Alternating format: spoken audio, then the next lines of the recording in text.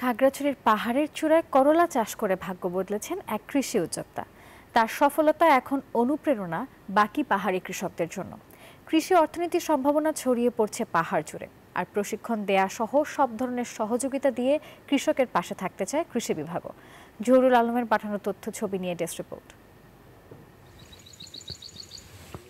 উঁচু পাহাড়ে বাঁশের দেয়া ঝাড়ে সারি সারিভাবে ঝুলছে সবুজ করলা। উঁচু পাহাড়ে উন্নত জাতের এই করলা চাষ করে তাক লাগিয়ে দিয়েছেন খাগড়াছড়ি সদর উপজেলার সদর ইউনিয়নের গামারিঢালার কৃষি উদ্যোক্তা আরিফ শেখ।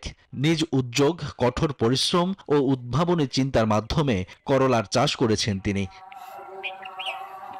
প্রথমে অল্প পরিসরে করলা চাষাবাদ করে সফলতা পান আরিফ। পরে পাহাড়ের চূড়ার টিলায় বাণিজ্যিক পদ্ধতিতে চাষাবাদ শুরু করেন। ফলনও ভালো হয়েছে। এরই মধ্যে বিক্রি করেছেন 500 কেজি করলা। প্রতি কেজি করলার দাম পাচ্ছেন 90 টাকা করে। প্রথমবার হালকা অল্প করে চাষ করি, তো দেখি যে ভালোই লাভবান।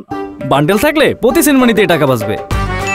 বিকাশ সেনমানি বান্ডেল কিনে জিতুন প্রতি লেনদেনে। আশা করা যায়। তো পরবর্তীতে আমি বাণিজ্যিক আকারে বেশি করে লাগাইছি আর কি। পাহাড়ের চূড়ায় করলা উৎপাদনে আরিফের সাফল্যে অনুপ্রাণিত হচ্ছেন এলাকাবাসী। এই বাগানটা থেকে আমার নিজেরও একটা ইচ্ছে জাগছে, আমি এরকম একটা পাহাড়ে তিতকরলা বাগান গড়ে তোলার জন্য চেষ্টা করি। আরিফ ভাই যদি সরকারি কোনো প্রশিক্ষণ পায়, সামনে আরো বড় করে চাষ করতে পারবে।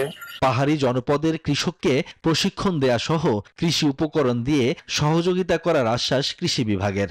আমরা কৃষকদেরকে বিভিন্ন শাকসবজির বীজ দিয়ে থাকি এবং তাদের বসতবাড়িটা যেন একটা সত্যিকারের সবজি বাগান হয়, পুষ্টি বাগান হয়, সেই বিষয়ে তাদেরকে আমরা কিন্তু প্রশিক্ষণের ব্যবস্থা করে থাকি। সরকারি পৃষ্ঠপোষকতা ও কৃষি বিভাগের সহায়তা পেলে পাহাড়ে করলা চাষাবাদের ব্যাপক সম্ভাবনা আছে বলে জানান উদ্যোক্তা আরিফ। Desk report, news 24।